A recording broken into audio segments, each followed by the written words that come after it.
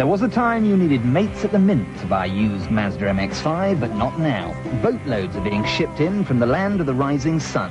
The cronky Jap economy makes their used sports cars look like barking mad bargains. And the best news of all, they're all right-hand drive. This mass immigration of motors is known as the grey import game. Almost every second-hand Japanese car you can think of is coming to Britain, and most of them are arriving via Ireland.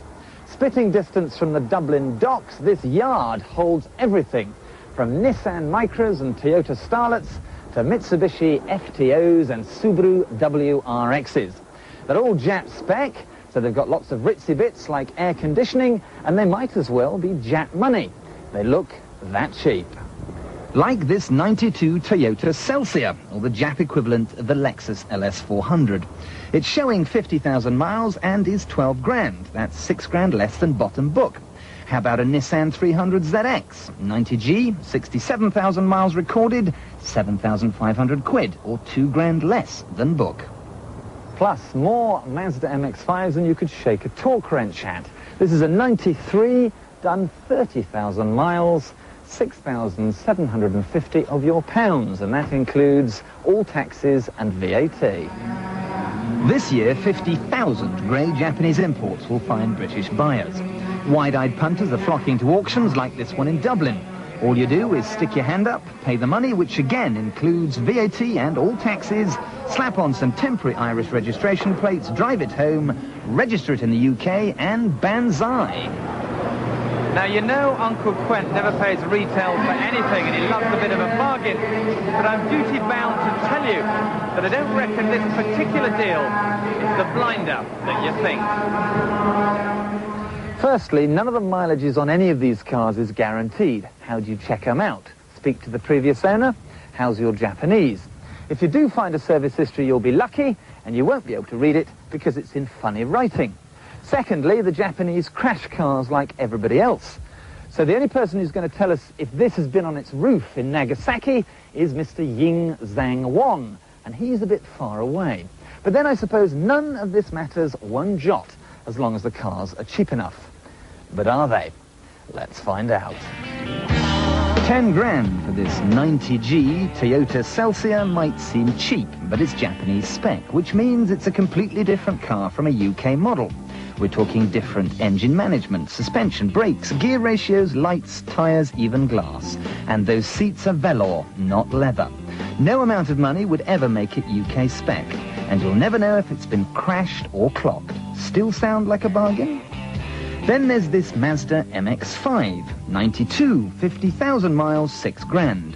Sounds good, but it needs a new speedo, new tyres, different fuel filler, and because it's been sitting on a boat for 3 months, a damn good service. We've just spent £1 grand, so at 7,000 quid, we still know nothing about this Oriental orphan's past. Rather you than me. And here's another thing. Because of the numbers of cars like this coming into Britain, very soon there could be a crash in their residual values. So when you come to sell your Japanese imports, you might find it isn't worth quite as much as you thought. I think the future prospects of residual values for Japanese imports is bleak. The main reasons for that are quite simple. We're going to see a large increase in supply into that marketplace, and we may see a decrease in the quality as well. But there are so many unknown variables at this point in time that when we look in the future, the only way that we can see residual values going is downwards. But, I hear you say, surely if the world, his wife, and their cousins and their aunts are queuing up to buy grey imports, they can't be such a bad deal after all. Maybe Uncle Quent is being a bit too cautious this time. I bought a 1991 Mazda MX-5 imported from Japan from an auction in Dublin.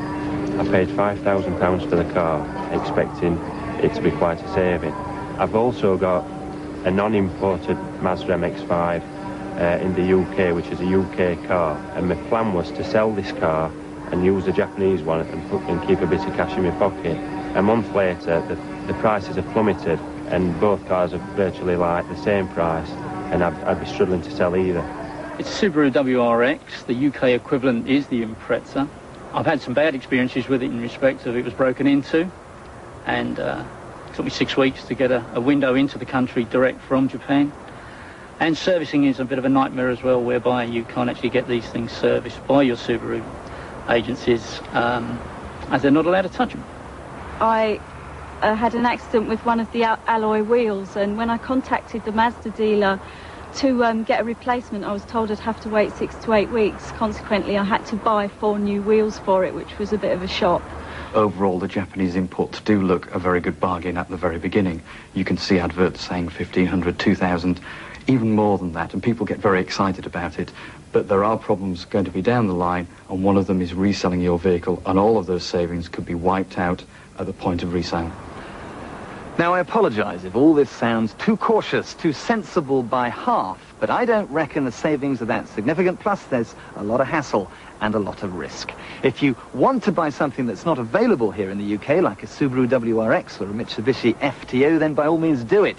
But buy it from a specialist dealer who knows what he's doing and can offer you some form of guarantee.